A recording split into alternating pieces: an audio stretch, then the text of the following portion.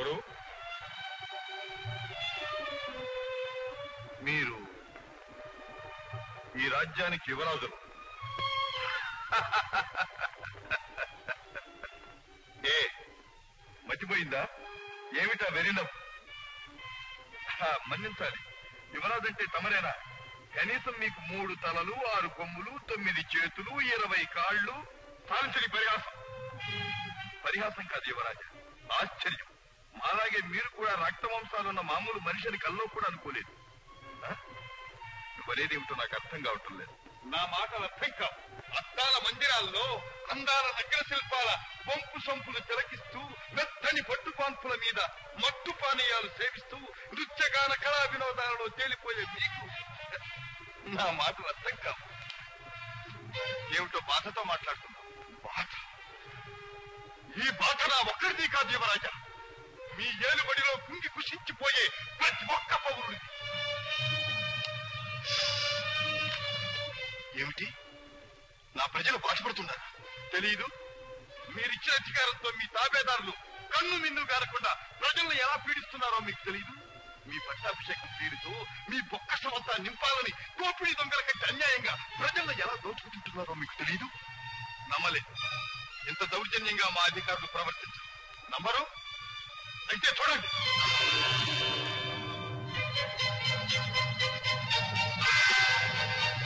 దేవుటో తెలుసా? తెలుసా?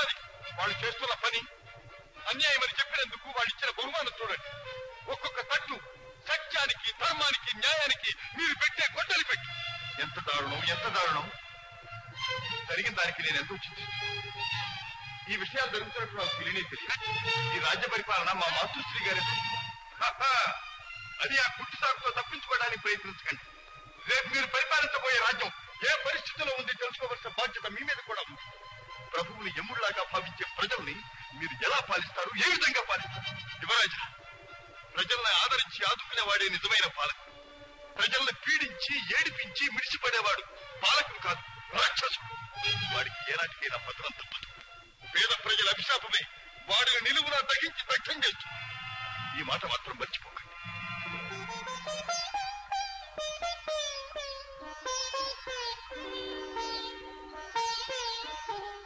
ఏమిటిది? మీ కళ్ళల్లో నీరు? కన్నీరు కాదు, ఆనంద బాష్ప. ముద్దు నిద్రపోతున్న నన్ను మేల్కొల్పి నా కర్తవ్యం నాకు గుర్తు చేశాను. ఇదిగో చేతిలో చేసి ప్రమాణం చేస్తాను. నా ప్రజల్ని కన్నబిడ్డలా పరిపాలిస్తాను. సరేనా? అప్పుడు మీకోసం ధనమే కాదు, ప్రాణమేమన్నా సంతోషంగా ఇస్తాను. ప్రజల కోసమే ప్రభు అన్న నిజాన్ని నిరూపిస్తాను.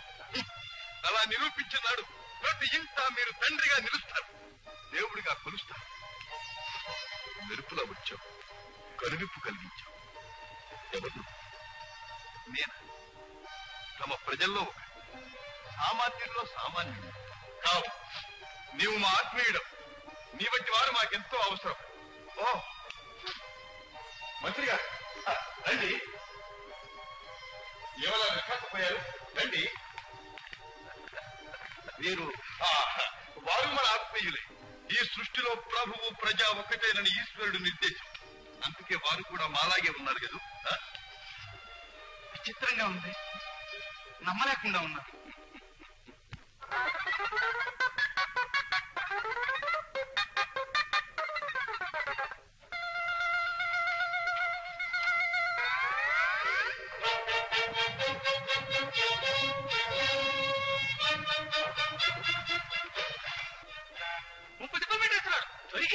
ఆడిపోతున్నాడే వీడు అట్టాడే పడుకు అసలు ఇక్కడ ఎక్కడ లెక్కుంటాడా?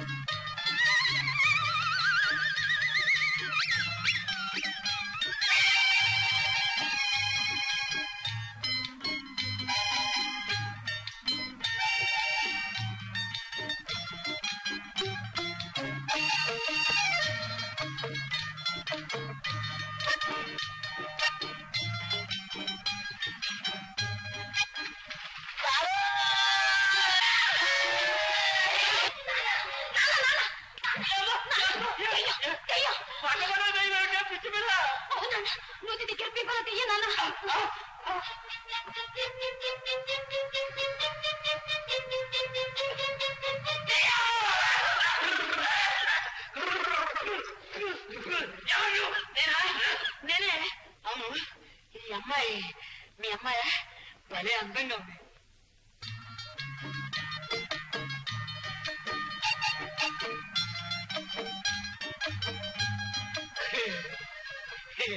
ఈ అమ్మాయి మాత్రం నాకు భలే నచ్చిందమ్మా. ఏం చేస్తున్నావు? కనపట్టలేదు ఇక్కడ. స్నానం చేస్తున్నా, తొట్టిస్తున్నాను. మామయ్య స్నానం అయిపోయింది, భోజనం కూడా అయితే వీడు పిచ్చోగా ఉన్నాడమ్మా. ఇక్కడ నుంచి నువ్వు పోతావా రాకపోతే తన్నే తీర్చే చాలా పాడేమన్నావా? వద్దు నాన్న, పాపం సరిగ్గా వణికిపోతున్నాడు. ఏం చేయమన్నావమ్మా? వాడిని కాదించుకోమంటావా? ఇది నువ్వెందుకు తీసుకుందిగా ఎన్ని వేసుకుంటుందా నీకు? పోయి తెలిసి రామా పదం.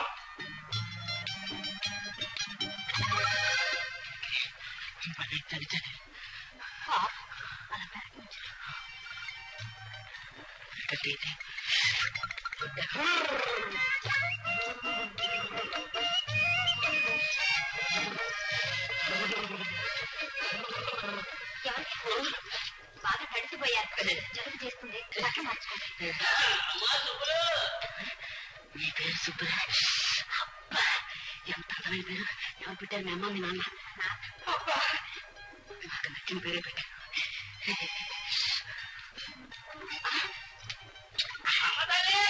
వస్తున్నా సుబ్బులు, ఆకలిస్తోంది. ఏమైనా వడ్డించాక పిలుస్తాను, మీరు ఇక్కడే ఉండండి. మా నాన్న చూస్తే. మీ నాన్న పేరు పేరు? సన్నాసయ్య. సన్నాస? వాడి మొహం చూస్తేనే తెలుస్తుంది.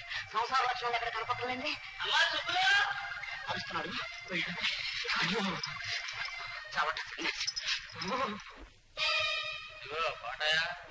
పాపం అని భయపడుతున్నాడేమో. చేసేవాడేవాడు, చేయించేవాడేవాడు అంతా పరమాత్మనే. అందుకని ఎవ్వరికీ తెలియకుండా పనిచేసి నీకే ప్రమాదం రాకుండా మేము ఆదుకుంటాం. తీసుకో. ప్రభువులు మహారాజులైన తర్వాత ఇంకా బహుమానం ఇస్తాం. కోటయ్య, ఇదిగో విషయం. ఈ రాత్రికి ద్రాక్షరసంలో కలిపి జయంతి చేతి త్రాగించు. చిత్తం. విష ప్రయోగం జరిగిన మరుక్షణమే మాకు ఆ వార్త అందించు. చిత్తం. యువరాజా, మన సన్నిహితులు సామంతులు అందరూ విచ్చేశారు.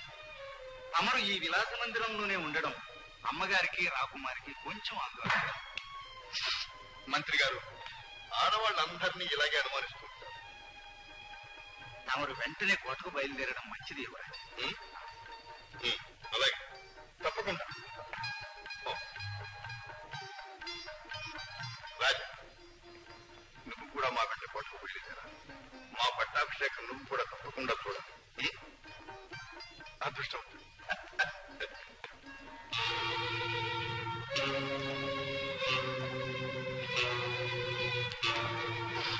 ఏమిటిది?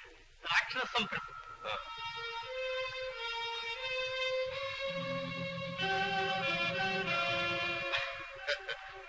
రాజా, నువ్వు తీసుకో. క్షమించండి, నాకు అలవాట్లేదు. పిచ్చివాడ, ఇది మత్తుపానీయం కాదు, మధుపానీయం. నువ్వు తాగితేనే నేను తాగేది. తీసుకో. ఆగాదు, నీ చేత్తో నాకివ్వాలి. నా చేత్తో నీకివ్వాలి. మన స్నేహం వర్తిల్లాలి.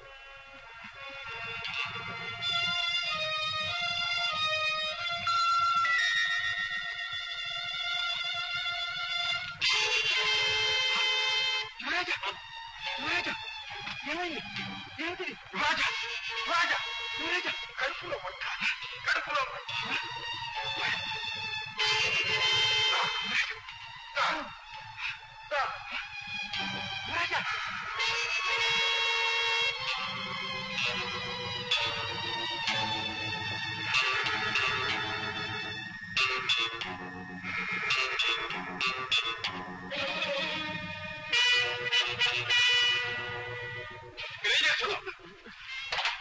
అవిలేమి.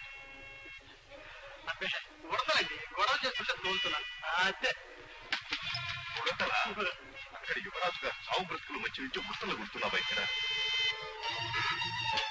ఇవ్వడం సమయంగా నేనే కలవలేదండి. దేవుడు సాక్షిగా చెప్తున్నా, నేనే కలవలేదండి. ఏం కలపలేదు? లేదండి. నాకు